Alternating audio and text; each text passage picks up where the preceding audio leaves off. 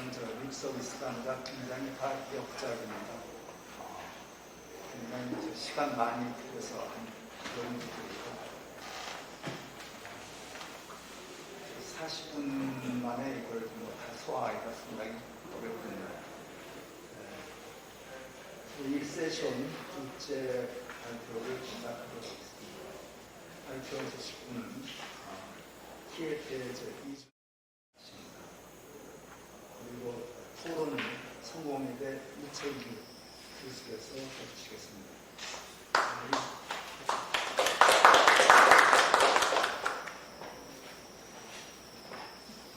20분 내로 발표해 주시기 바랍니다.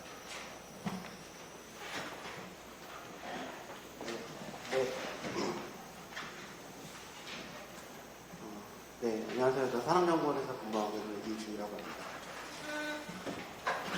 오늘 말씀드릴 주제는요, 지금 2030 한국산업구조의 전망과 미래사라는 주제로 기사를 할 거고요. 사실 이 작업이 작년에 저희 기관에서 1년 동안 진행했던 비전 2030 산업의 비전을 담는 그런 작업으로 진행을 했었고요. 중간에 이제 작년 6월 달에 저희 대통령 모시고 행사를 했던 제조 르네상스 비전 및 전략에 담겼던 내용이기도 합니다. 그래서 작년 상반기에 이제 저희 연구원하고 산업부하고 같이 이제 저희 우리나라의 2030년의 산업 비전을 담는 내용을 전망을 했었고요. 관련된 저희가 목표로 하고 있는 어떤 산업의 구조의 모습, 어떤 목표를 달성하기 위한 우리 정부의 정책 방향에 대해서 작업을 했었고요. 관련된 내용을 오늘 좀 소개하는 차원에서 저희가 좀 준비를 했습니다. 사실 이게 저희가 작년 하반기에 나왔던 저희 이제 보고서이고요. 작년 하반기에 저희가 이거를 이제 최종 이제 출간을 하면서 저희가 고민을 했던 여러 가지 이제 제반 대외 환경들하고 최근에 이제 저희가 직면하고 있는 또 다른 환경이 사실은 굉장히 급박하게 진행이 되다 보니까 실제로 저희가 2030년에 이거를 달성하고자 했던 여러 가지 목표들 그리고 이 목표를 달성하기 위해서 해야 될 여러 가지 정책 로드맵들이 굉장히 더 빨리 해야 되는 그러한 환경에 직면했다고 할 수 있고요. 사실은 그 전에 저희가 고민했던 여러 가지 환경들이 실제로 조금 더 빨리 닥쳤다 저희는 예상을 하고 있습니다. 그러한 관점에서 설명을 드리도록 하겠습니다. 실제로 이제 담겨있는 내용은 상당히 많은데 저희가 지금 시간이 굉장히 제약적이기 때문에 실제로 이제 저희가 그리고 있는 산업의 구조의 모습과 미래 사항을 설명을 드리고요. 이거를 달성하기 위해서 해야 될 여러 가지 정책 과제들에 대해서는 토론 시간을 활용을 해서 좀 설명을 드리도록 하겠습니다. 현재 저희가 직면하고 있는 환경입니다. 지금 최근에 이제 코로나 사태도 지금 분명히 여기 안에 지금 담겨있는 내용이고 실제로 작년 6월 달에 저희가 제조 르네상스 비전을 이제 공동으로 발표를 할 때 그 당시에 했던 내용에 추가된 게 사실은 7월 달에 있었던 일본의 수출 규제가 있었고요. 일본의 수출 규제하고 그 이후에 이제 올해 있었던 코로나 사태가 사실은 같은 맥락 상탄에서 우리가 이 소위 말하는 대내 환경이 급변하게 된 아주 중요한 두 가지 저희 특히 우리나라 같은 입장에서 환경이라고 할 수 있습니다. 요약을 해보자면 결국은 모든 게 다 복잡해지고 불확실해지고 변동성이 높아졌다라는 게 중요한 특징이라고 할 수 있고요. 그만큼 예측 가능하지 않은 환경이 우리가 동시에 지금 맞닥뜨리고 있는 환경이라고 할 수 있습니다. 지금 아까 교수님께서 말씀해 주신 것처럼 지금 세계화운이 다시 회귀하고 있고 미중 간의 무역 분쟁이라든지 일본의 수출 규제라든지 글로벌 분쟁 테러의 확대라든지 이 모든 게 사실은 우리의 경제 환경에 직접적으로 영향을 주는 그런 환경을 할 수 있고요. 실제로 중국이 질적으로 성장을 하고 있고 동시에 선진국 경기가 둔화되고 있고 산업과 무역이 디지털화가 촉진되고 있고 사실 또 최근에 나타난 수출 코로나 사태처럼 이 상시적인 블랙스완이 상시화되고 있다. 그리고 이 기술의 혁신이라고 대표되는 여러 가지 4차 산업혁명을 만드는 기술들이 사실은 복잡성을 더욱더 가속화시키고 있다. 이렇게 좀 설명을 할 수 있고요. 요약을 해보자면 이 전통적인 글로벌 산업과 통상 질서 자체가 퇴조하고 있다. 이 말은 새로운 질서라고 표현하는 소위 말하는 뉴노멀이 돌아오고 있다고 할 수 있고요. 소위 말하는 뉴노멀이라고 하는 것은 결국 올드 노멀이 퇴조하고 있다는 것을 제가 지금 상징을 할 수 있습니다. 기존의 WTO로 대표되는 자유무역 체제, 이 글로벌 분업 구조, 그 다음에 수직적이고 경직적이고 집중되고 효율적인 분업망을 구축하는 여러 가지 전략들, 중국을 중심으로 한 글로벌 생산 허브와 그 다음에 오프쇼어링으로 대표되는 이 국제 분업 체계, 소위 말하는 대면 경제를 대표되는 이 올드 노멀이 있고요. 새로운 이제 올드 노멀이 퇴조하게 되면 새로운 노멀, 뉴 노멀이 이제 돌아올 수가 있는데, 이 보호무역주의라든지 이 지역 분업 구조, 그 다음에 유연하고 안정적인 공급망. 사실 유연하고 안정적인 공급망은 효율적인 공급망하고는 궤를 달리하는 공급망의 구축 전략이라고 할 수 있습니다. 이 블랙스완의 상시화, 그 다음에 탈중국으로 대표되는 여러 가지 이 분업 체계의 변화, 그 다음에 오프쇼어링 대신 니어쇼어링과 미쇼어링으로 대표되는 여러 가지 이 해외 진출 전략들, 비대면 경제로 대표되는 여러 가지 디지털 전략들. 이게 바로 이제 뉴노멀에서 상징하고 있는 여러 가지 키워드라고 할 수 있고요. 다만 우리 산업 구조 자체가 이 올드 노멀에 최적화된 구조라는 게 사실 문제입니다. 우리가 아시는 것처럼 굉장히 높은 대외 의존도를 가지고 있는 나라이고, 실제로 이 글로벌 밸류체인에 참여하고 있는 사실은 가장 높은 나라 중 하나입니다.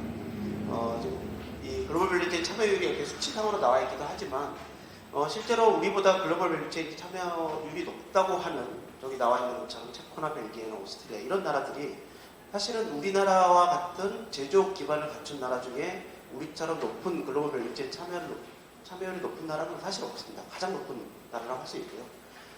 글로벌 밸류체인의 참여율이 높다는 것은 그만큼 중간재를 교육하는 그 비율이 높다는 것을 또 의미하고 있고요. 실제로 또 하나 특징은 우리가 대중국 수출 비중, 그러니까 대중국과 중국과의 교육 비중이 가장 높은 나라 중 하나입니다.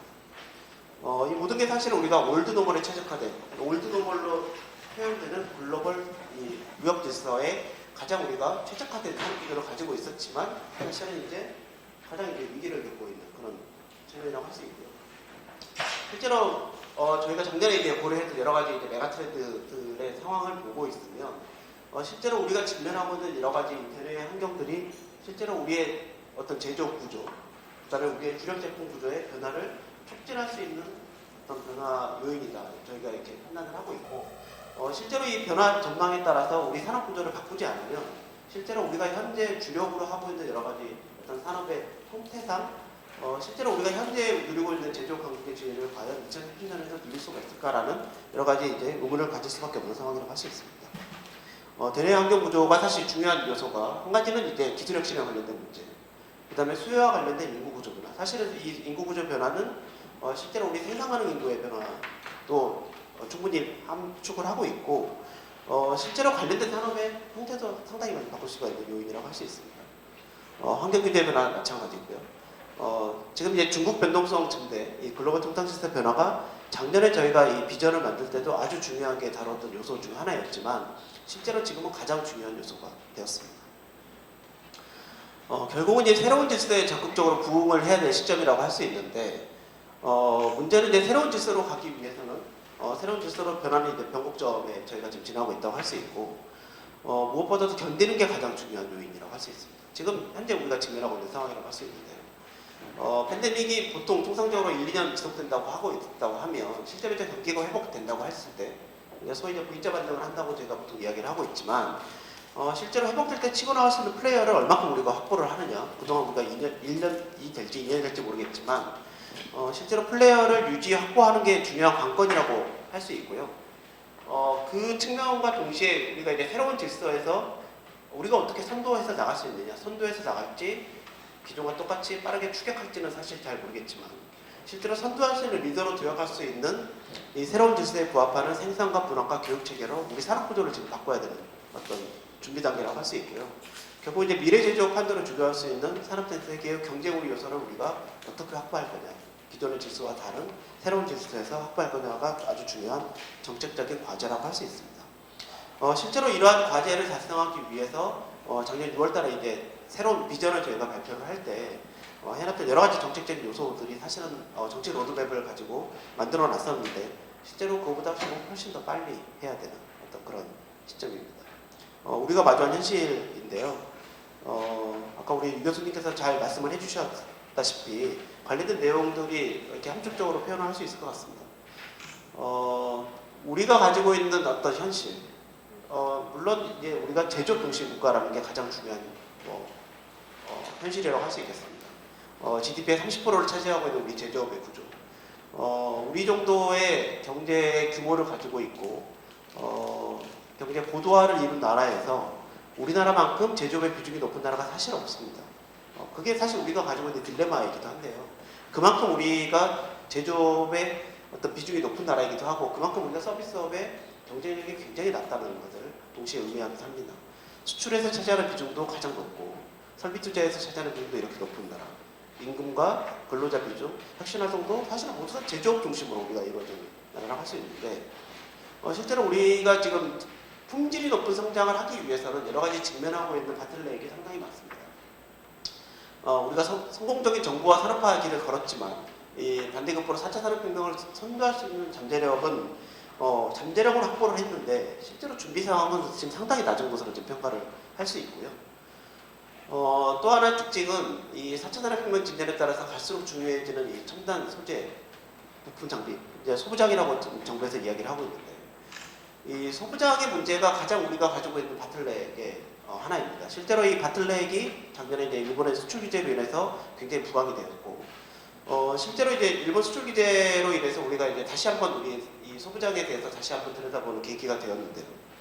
실제로 우리 산업 구조를 보고 있으면 이 중간재 투입 중에서 차지하고 있는 국산의 비중이 우리 주력 산업이 가장 낮습니다. 실제로 저희가 지금 현재 주력 산업을 하고 있는 이 반도체 디스플레이에 있어서 이 국산화율이 가장 낮은 수준이라고 할 수 있고, 실제로 우리가 지금 자동차, 조선, 기계 상당히 많은 국산화를 이루었지만 실제로 여기에 지금 비어있는 자동차도 비어있고 조선도 비어있지만 비어있는 부분이 최근에 문제가 되고 있는 모든 품목들이 사실 여기 있는 비어있는 품목들에서 나와 있다고 할 수 있고요. 실제로 이 비어있는 품목들은 상당히 우리가 소부장의 산업 저변이 굉장히 좀 빈약하다는데 사실은 그 원인이 있습니다. 실제로 2016년에 일본 경산상에서 발표한 자료를 보면 실제로 이제 이 산업의 핵심을 이루고 있는 첨단 소재나 부품이나 자본재 1200개를 가지고 조사를 했는데 실제로 일본이 공급하는 품목수가 850개고요. 한국이 공급하는 품목수가 350개입니다. 이 저변의 차이가 굉장히 크다고 할 수 있습니다. 환경 규제도 중요한 지금 경제 우위 요청으로 지금 부각이 되고 있는데 실제로 우리가 이 친환경 공정 구조, 친환경 제품 구조로 가는 데 있어서 상당히 지금 지체되고 있다라고 할 수 있고요. 이게 또 우리의 성장의 바틀렉으로 지금 작용을 하고 있고, 또 하나의 특징은 중국의 산업 구조 우도화라고 할 수 있습니다. 중국의 산업이 고조화가 된 만큼 똑같이 우리가 우리 경쟁력이 떨어지고 있는 이 상충 관계에 직면하고 있다. 실제로 우리가 주력 산업으로 내세우고 있는 모든 산업들이 중국과 경합도가 상당히 높아지고 있는 그런 상황이라고 할 수 있고요. 글로벌 수출 시장이라든지 수출 경합도에서 바로 직접적으로 나타나고 있습니다. 최근에 이제 나타난 현상이 이 블랙스완의 취약성을 드리는 우리의 공급망 구조라고 보통 이야기를 하고 있는데 이 글로벌 공급망, 이 글로벌 밸류체인의 어떤 형태를 보고 있으면 사실 우리가 굉장히 좀 취약한 구조라고 보통 이야기를 많이 하고 있습니다. 전방 참여보다는 후방 참여가 높은 국가, 후방 참여가 그만큼 높다는 것은 이 타국으로 수출하는 부가가치보다 수입하는 부가가치 구조가 더 큰 구조. 우리가 훨씬 더 수입에 유출되는 부가가치가 크다고 지금 할 수 있는데 사실 수입에 유출되는 부가가치가 큰 거는 대부분 다 일본으로부터 오는 부가가치라고 할 수 있습니다. 일본으로부터 유출되는 부가가치라고 할 수 있는데요. 실제로 우리가 이제 의존하고 있는 주요 두 국가가 일본하고 중국이기 때문에 실제로 작년에 이제 수출 규제로 인해서 일본으로부터 들어오는 이 핵심적인 이 소재나 부품에 관련된 문제가 불거져서 사실은 작년에 정부에서 여러 가지 대책을 내놓았고 실제로 이 일본과 관련된 대책들은 상당히 많이 R&D로 지금 투자를 많이 하고 있습니다. 실제로 100대 품목을 저희가 선정을 해서 100대 품목에 대한 R&D를 지금 다 투자를 하고 있고요. 일본에 대한 문제는 이제 사실 이런 식으로 지금 해소가 되고 있는데 이제 문제는 중국에 대한 문제입니다. 지금 사실 우리가 부지불식 간에 중국과의 지금 연결성이 상당히 지금 높아지고 있는데 실제로 중국으로부터 의존하고 있는 소재나 부품이나 장비가 상당히 많이 있습니다. 실제로 이제 우리 중간재 중에 상당히 많은 부분이 중국에 의존하고 있는데 사실 중국에 의존하고 있는 품목의 대다수가 사실 기술적인 요인은 당연히 아니겠죠. 다만 이제 이 최근에 이제 2월달에 나타났던 와이어 하네스, 이 자동차 부품 중에 하나인 와이어 하네스가 사실 중국으로부터 86%가 우리가 수입이 되고 있는데, 이 와이어 하네스 문제로 인해서 우리 자동차 공장이 대략 한 10일 정도가 지금 멈추는 아주 초유의 사태가 발생을 했습니다. 사실 이런 측면에서 보면 우리 공급망 자체가 이렇게 편중되고 집중되었을 경우에 비록 이제 범용 품목일지라 할지라도 상당히 많은 문제를 우리가 드러날 수 있다는 게 사실 이번에 나타난 사건이라고 할 수 있고요. 실제로 일본으로부터 수입되는 소재나 부품, 그 다음에 중국으로부터 수입되는 소재나 부품을 저희가 다 파악을 해보니까 실제로 여기 그래프상으로 잘 표시가 되진 않지만 저희가 지금 우리 이제 소재나 부품에 관련된 코드를 가지고 저희가 이제 수입 집중도 하고 그 국가의 글로벌 점유율을 가지고 얼마큼 위험한지를 평가를 해봤더니 실제로 이제 일본으로부터 우리가 걱정하고 있는 거는 상당 사실 액수가 작은 액수라고 할 수 있고요. 실제로 상당수의 많은 문제가 중국으로부터 오는 이 문제들입니다. 실제로 중국으로부터 문제가 사실은 이건 이제 스펙과 관련된 이슈는 아니지만 실제로 그만큼 공급망의 집중도가 높다는 것은 그만큼 리스키하다는 것을 의미를 하고 있고요.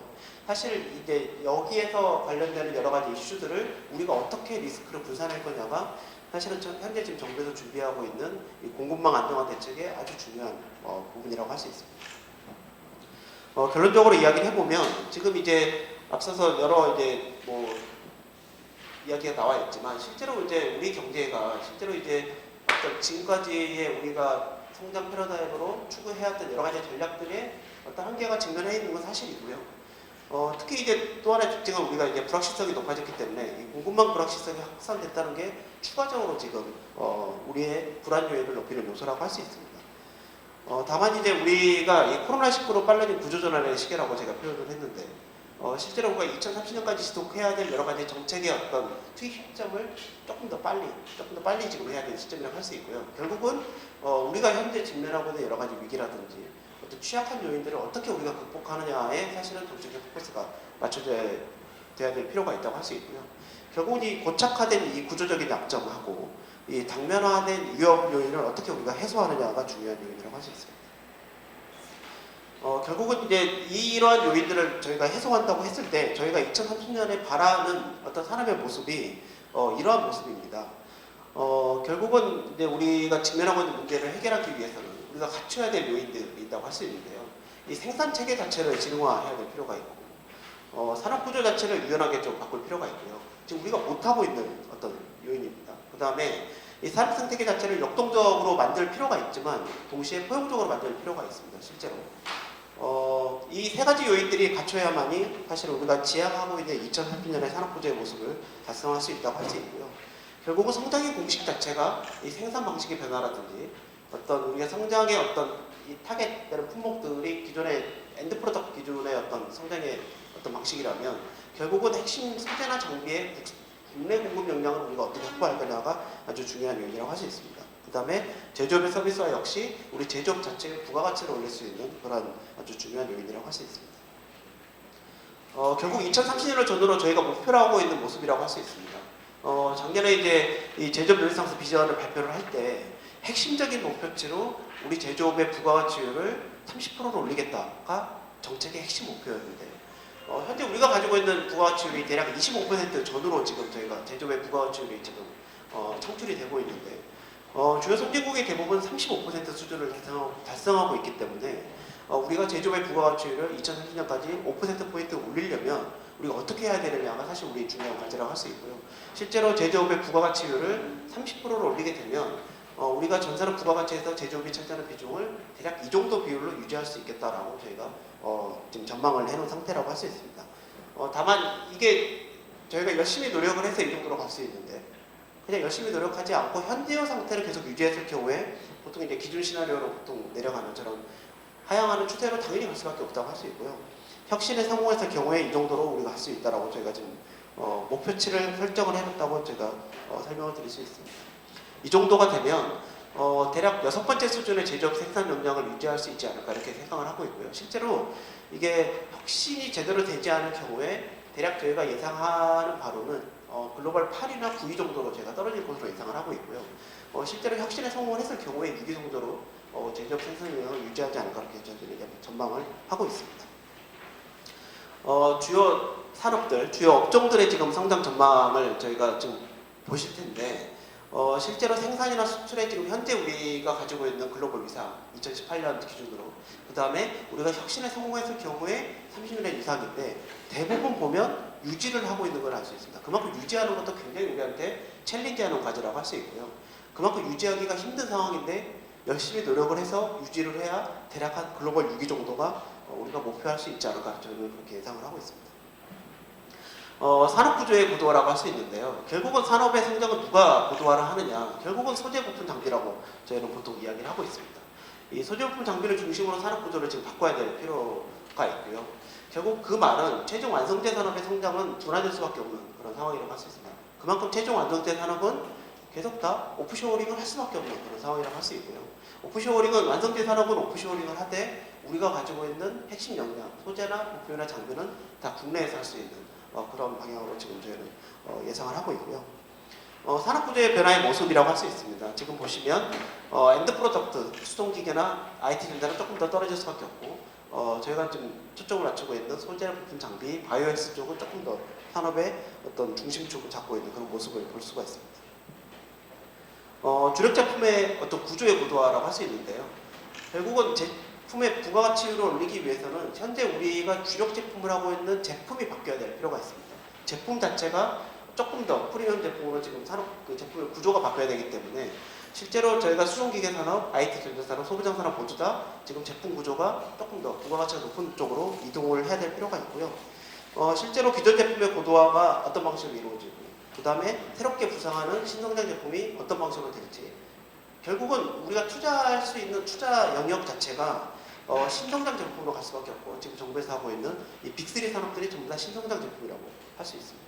이런 모습이라고 할 수 있고요. 실제로 제조업 내 주력 제품의 변화 전망인데 현재 2018년에 현재 우리가 가지고 있는 산업의 구조입니다. 메모리 반도체, 내연차 부품, 금속 제품, 기계요소, 범용고품 플라스틱 이게 전부 다 현재 우리가 주력 수출 산업, 주력 산업이라고 할 수 있는데 실제로 2003년의 모습을 조금 바꿔보면 역시 메모리 반도체가 우리 주력이지만 시스템 반도체가 조금 더 올라올 수 있고 그 다음에 바이오헬스가 30권 밖에서 30권 안으로 제가 끌어올릴 수 있는 그런 산업들 결국 이걸 보면 현재 우리가 캐시카우로 하고 있는 여러 가지 주력 산업들을 그대로 유지를 하고 실제로 우리가 현재 투자하지 못하고 있는 이 신산업 제품들을 어떻게 우리가 우리의 주력 산업군으로 끌어올릴 거냐가 사실 우리 중요한 과제라고 할 수 있고요. 2030년까지 이러한 품목들에 대해서 정부가 투자할 수 있는 영역들이 대부분 다 저희가 지금 목표로 하고 있는 이 신산업, 이 신수종 산업 업종이라고 보통 설명을 드릴 수가 있겠습니다. 대략적으로 보여드릴 수 있는 모습은 시간 관계상 이렇게 보여드리고요. 사실 이제 이 산업 구조로 가기 위해서 저희가 해야 될 노력들, 정책들이 상당히 많이 있는데 관련된 내용들은 토론 시간을 통해서 별도로 다시 한번 말씀드리겠습니다. 네, 감사합니다.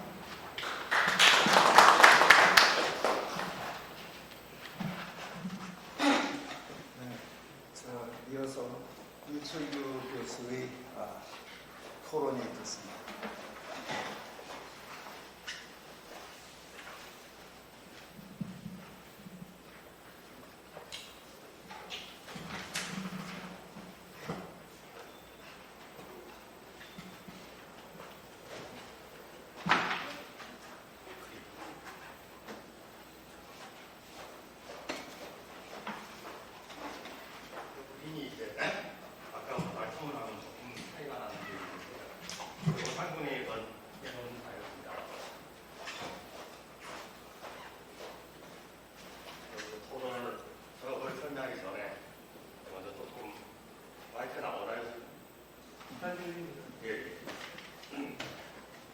말씀드리고 싶은 거는 이번에 이제 코로나 문제로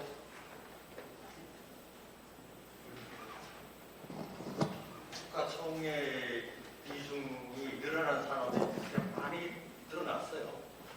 그러니까 ICT하고 의약하고 바이오하고 엔터테인먼트 여기에 이제 시가총액에서 비중이 늘어나는 부분입니다. 그럼 그게 이제 코로나가 가르쳐줬어요. 미래를 다 가르쳐줬습니다. 그러니까 이미 진행되던 일을 이제 드러내주는 거라고 보고요. 그래서 저는 이제 오늘 소중한 발표를 앞에 글하고 같이 들으면서 생각했던 것들이 이게 코로나 때문에 생긴 사건하고 코로나가 드러내준 사건은 좀 구별되게 좋겠다 이런 생각이 좀 들었습니다. 그래서 과연 이 코로나 사태가 우리가 뭐 인플루엔자처럼 진정이 되고 나면 돌아갈 것과 돌아가지 못할 것 이렇게 좀 구분이 되시면 좋겠는데요. 아마 노동시장의 구조는 못 돌아갈 거예요. 그러니까 지금 미국이 실업률이 16%까지 갔는데 이게 가라앉다고 해서 그 실업률이 떨어질 것 같지가 않습니다. 급격히 옛날 수준으로. 왜냐하면 지금 밖에 레스토랑이나 점점 바뀌면 전부 다그 사람이 바뀌거든요. 사람이 없어져요. 우리가 지금 코로나 얘기를 많이 하지만 우리 눈에 안 보이는데 사라지는 노동시장에 사라지는 사람이 그렇게 늘어나고 있습니다. 이게 다 무인화하면서. 근데 그게 가장 취약한 계층이 지금 노동시장에 나가고 있어요. 그런 우리 눈에 지금 안 보이잖아요. 그런 것들이 좀 저는 좀 안타깝게 여겨졌고. 그다음에 이제 아까 제가 그 ICT 산업하고 바이오, 엔터테인먼트, 의학 이렇게 얘기를 했지만 그 산업들의 추세는 이미 쭉 진행이 되어 왔었습니다. 제가 앞으로 산업 구조가 관련해서 두 가지 중요한 사례를 한번 들어보겠습니다. 이미 진행되고 있었던 데가 반도체와 자동차만 얘기했고요. 반도체는 이제 작년 말이죠. 삼성전자가 6천만 대 그 휴대폰 생산을 중국의 OEM이 아니고 ODM으로 줘요. ODM이 뭐냐면 설계 제조를 알아서 다 하라는 거죠. OEM은 우리가 설계 주는 거고. 그 설계 제조 다 하라는 얘기는 뭐냐면 부품도 미리 선택하라는 얘기잖아요. 그래가지고 그 국내 휴대폰 하청업체들 연합회에서 난리가 났었습니다. 6천만 대 그 부품을 날라가는 거니까 중국이 한국 휴대폰 부품 쓸 리가 없거든요. 삼성전자가 외부를 6천만 대가 한 20% 됩니다. 그걸 준 이유가 뭐냐면 저가 폰을 만들 수가 없어요. 국내에서 만들 수가 없어요.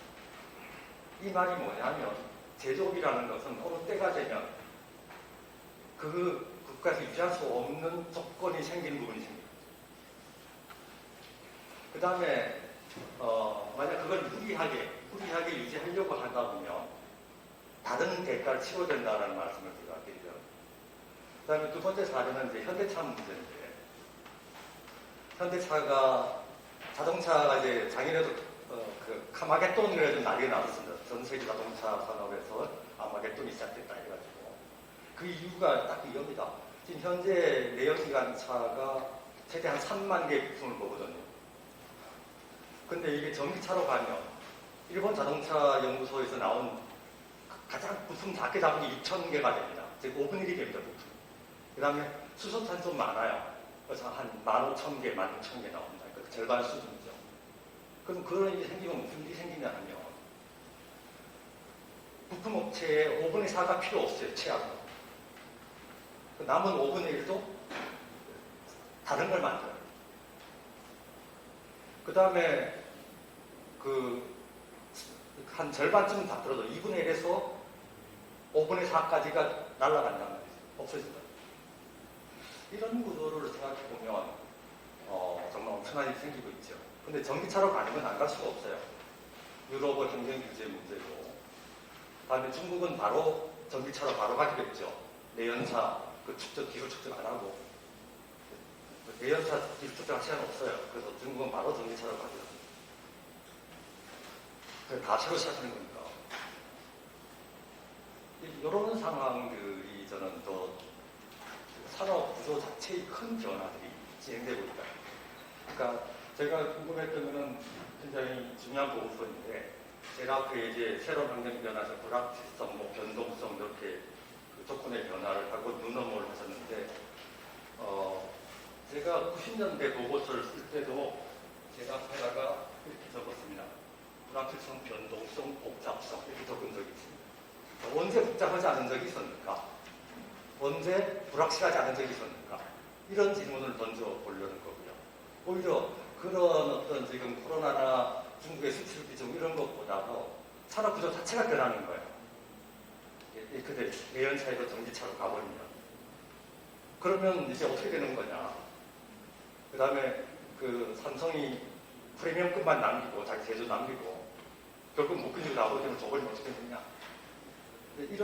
이런 구조적 산업 내부의 구조적 변화가 조금 더 설명이 되어지면 아마 토론 시간으로 얘기를 듣고 싶은 부분입니다. 산업 내부의 변화들을. 이거는 이제 제가 무슨 얘기를 드리고 싶은가 하면 이게 여기 한국에 제조 고용 비중, 여기 한국의 부가치 비중이에요, 제조업에. 여기가 언제냐면 88년, 89년도에 여기가. 그러니까 실제로는 정상적인 구조라면 절정에 도달했어요, 제조업이. 그런데 두가 떨어지잖아요, 그래서 두가 떨어지죠.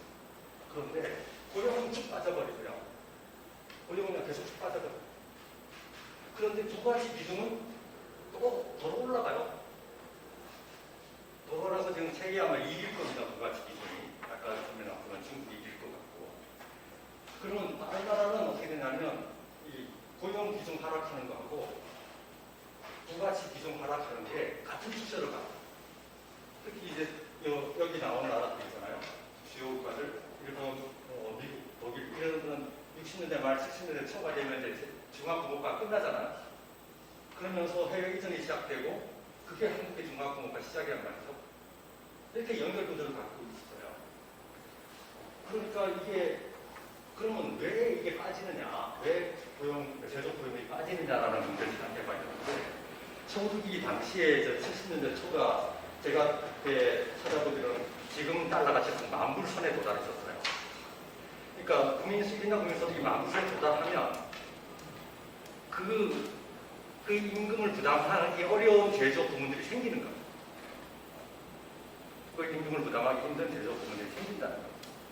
그래서 이번에 그 평택의 LG 휴대폰 라인이 베트남으로 옮겼잖아요. 그걸 또 언론에서는 제조업 위기다 난리 나는데 별거 아니에요. LG가 삼성전자한테 휴대폰이 장사 진 거예요, 그냥.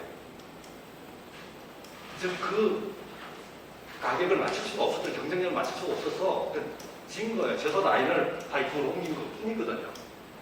그게 제조업 위기가 아니거든요. LG의 위기일 수도 있지만 그런 식의 생명으로 생각해봤습니다. 그러면 이건 쭉 빠지고 이 부가치는 도로 올라가는 이 차이, 이 격차가 뭐냐 이게 고용 능력이 급격히 떨어지는 거야. 다 자영업을 간 거죠. 그 말은 부가치 비중이 높다는 것은 다른 산업이 없는 거예요. 이 문제를 어떻게 생각할 거냐, 제조업에서. 한국에서 할 산업이 없어서 제조업 비중세에 붙들고 있는 거냐? 아니면 제조업이 그렇게 높도록 다른 비용을 치르고 있는 거냐? 저는 후자가 같아요. 후자의 첫 번째가, 자, 보세요. 88년, 89년도에 정책을 도달해서 같이 빠져서 주는 게 정상이고, 그 빠져주는 것만큼 다른 산업 비중이 생겨야 되는 게 정상인데, 이게 안 됐단 말이죠. 안 됐단 말이죠. 그리고 돈을 끌어올렸죠. 그래서 제가 제 기억에는 이제 이 90년대 초에 이미 제가 참여했던 노화정의 그 탈제조위원회 이런 게 막 있었습니다. 이거 위기다, 제조위기다. 92년도에 막 나오는 거예요, 제조위기. 첫째 저는 이제 98년도 이후에 다시 올라가는 거거든요. 그럼 왜 한국위기가 한국의 제조업에 어떤 모습을 줬느냐라는 문제입니다. 첫 번째는 뭐냐면 비정규직. 정상적인 정규직 구조를 유지했다면 한국의 제조업이 부가치 비중을 높게 유지할 이유가 없어요. 그 다음에 둘째는 하청 문제, 가불 문제죠. 즉, 중소기업에 지원을 하면, 정부가 지원을 하면, 모기업에서, 야, 너 지원금 뭐 다 가져와봐. 너 얼마 받았구나. 그럼 단가 가볼까? 그래서 정부 중소기업 지원금이 대기업에 가는 구조가 됐다. 그 다음에 셋째, 지금 제조업 10만 명당 로봇 대수가 한국이 1위로 올랐었죠, 세계 1위로. 어마무시한 속도로 올라가더라고요. 일본을 초월했잖아요. 2013년에. 어마무시하게 올라가요. 한번 사회적 그 기업 내 사회 내에 아무런 견제가 없어요. 유럽의 자동차 회사들이 바보라서 그 로봇 대수를 못 늘리는 게 아니거든요. 그 로봇에서 그렇게 늘린다는 의미는 바로 그 뜻이 이거예요. 이거 좀 빠졌다. 이걸 우리 사회가 감당을 할 수 있는 문제냐라는 어떤 사회적 견제가 학교에 전혀 없다라는 문제. 저는 이 세 가지 비용을 치루었다. 저 제조업 주가에서 저걸 유지하게 됐습니다. 그럼 이 문제를 어떻게 할 거냐라는 문제죠. 저는 이 예컨대 중소기업 문제가 바로 아까 가불 문제라 했는데 하도급 문제. 그게 소부장 문제예요. 그게 소부장 문제의 원천이 거기 있어요. 그러면 소부장 문제를 해결한다는 뜻은 뭐냐 하면 한국 제조업의 저 높은 비중을 유지하는 힘 하나를 없앤다는 뜻이에요.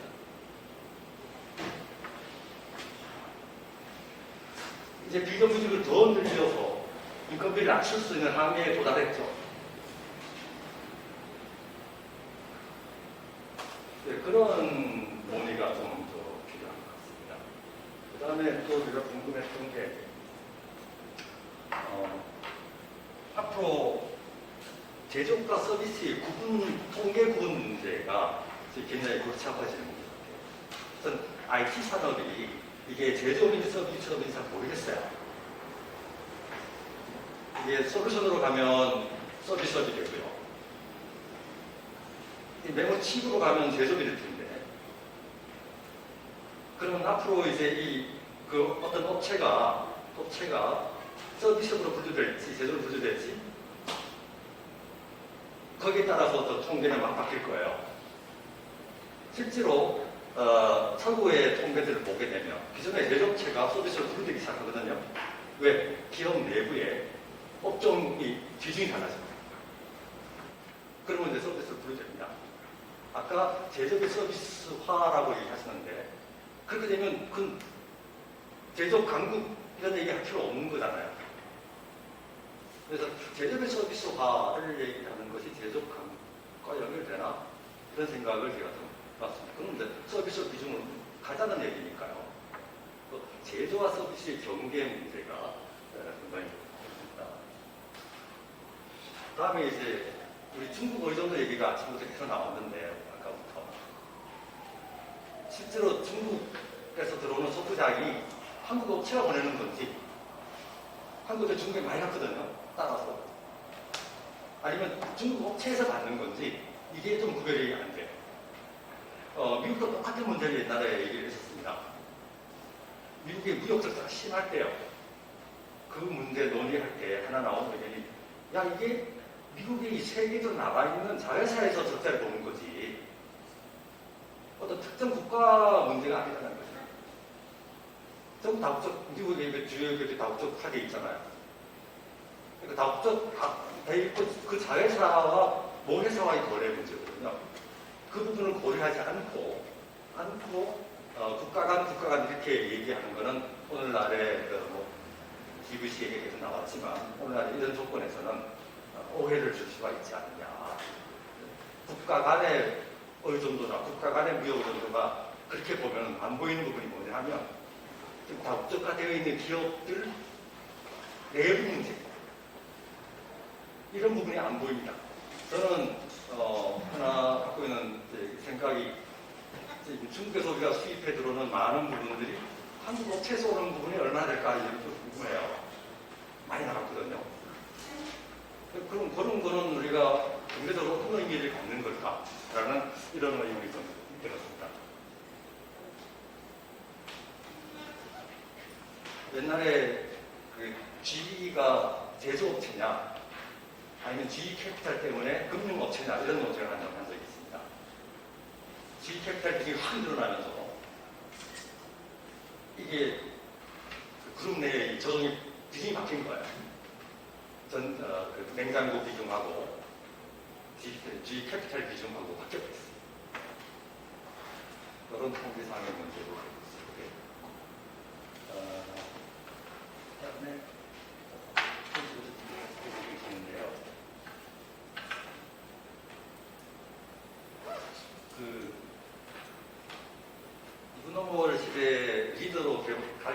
필요한 투자가 여기 얘기했습니다. 산업, 기술, 교육, 금융, 법, 제도 이런 부분에 대한 투자죠. 그거 다 서비스업이거든요. 그래서 전체적인 어떤 맥락에 대한 의문이 자꾸 생겨서 제가 좀 질문을 드려봤습니다. 네, 고맙습니다.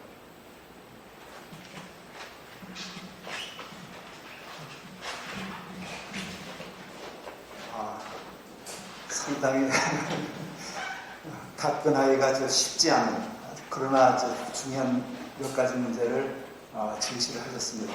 여기에 대해서 발표자께서 간단하게 이제 답변해 주시기 바랍니다.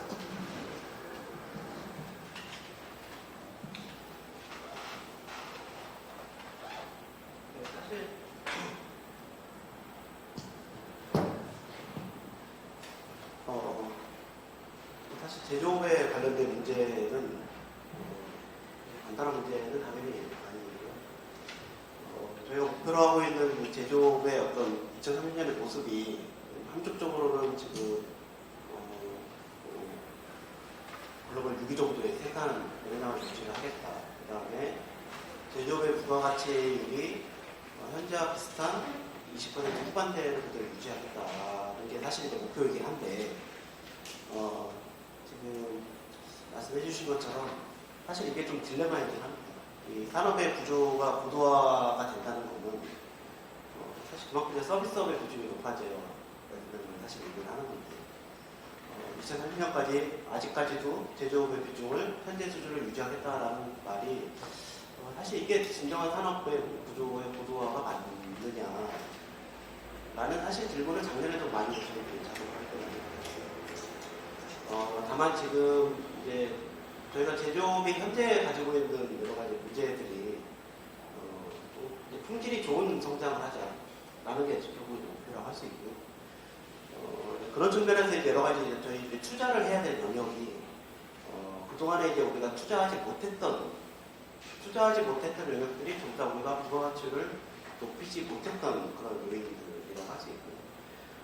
그런 측면에서 이제 여러 가지 사람에 대한 투자, 교육에 대한 투자. 사실 이게 어떤 산업에 뭐 굳이 제조업에 국한된 이야기는 아니고 우리 경제 전체의 어떤 인프라에 관련된 이야기이기 때문에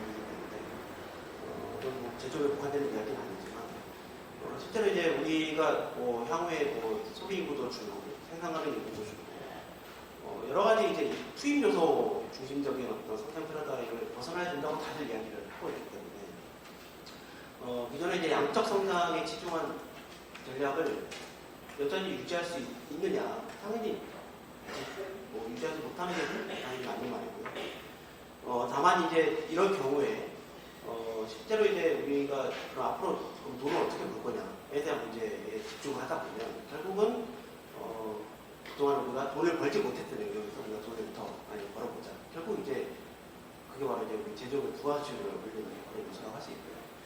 그게 이제 품목적으로 보면 아까 말씀 계속 해주셨지만 이 소재부품 장비라고 할 수 있고 어떤 영역적으로 보면 어떤 서비스 분야라고 할 수 있겠습니다. 결국 이 두 가지 부분이 보완이 되어야만 소위 요즘 말하는 이제 글로벌 밸류체인의 어떤 이 스마일 커브라고 이야기를 많이 하는데 이 스마일 커브 자체를 확장을 시키고 상향을 시키기 위해서는 결국 이제 이 투자하지 못했던 두 영역을 우리가 어떻게 우리가 2030년까지 확보를 하느냐가 가장 중요한 문제라고 할 수 있습니다. 소재부품 장비에 대해서 조금 더 말씀을 드리면 실제로 우리가 소재부품의 강국입니다. 소재부품 강국인데 실제로 우리 소재부품이 우리 제조업에서 차지하는 비중이 상당히 높은 국가입니다. 대략 한 60%, 50%를 차지하는 나라인데요. 이 소재와 부품이라는 산업 코드를 정해놓고 통계를 작성하는 나라도 우리나라밖에 없습니다. 실제로 굉장히 독특한 우리 산업 구조를 가지고 있는 나라인데 그만큼 이제 이 중간재에 대한 관심이 높고 실제로 특별법까지 만들어서 우리가 지난 20년간 투자를 했던 영역이기도 합니다. 다만 우리가 지금까지 투자를 했던 영역이 투자를 많이 했는데 실제로 우리 소재부품 산업, 소재부품 장비까지 포함된다고 했을 때 실제로 소재부품 산업에서 포스코와 삼성전자를 빼면 실제로 산업이 거의 없는 거나 마찬가지인 나라입니다.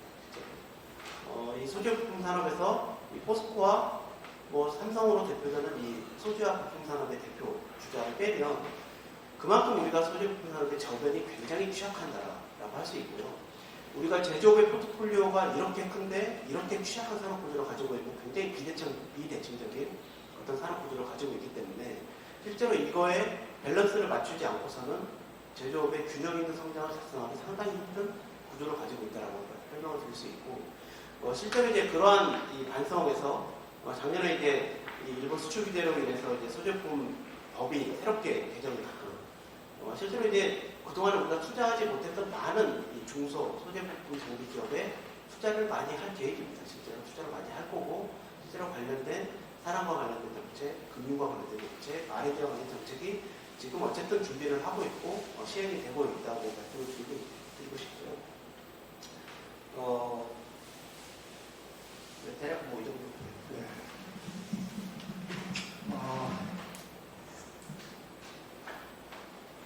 저 질문이 하나 들어와 있습니다. 저 장세진 교수께서 질문, 이준 박사한테 질문해서 표 8의 2030 상품 비중 전망은 적절한 대응을 전제로 한 것인가요? 이런 질문이 나와 있습니다. 마지막 페이지. 네. 사실 이게 이제 저희가 혁신에 성공했을 경우에 저희가 지향하고자 하는 어떤 제품 구조의 변화, 산업 구조의 변화가 할수 있고요. 질문하신 것처럼 저희가 지금 열심히 노력을 했을 경우에 달성 가능한 목표라고 설명을 드릴 수 있습니다.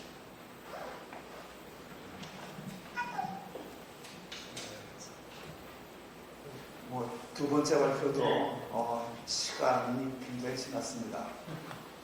그래서 이것으로 두 번째 발표 마치도록 하겠습니다. 두 분께 감사 박수를 보내주시죠.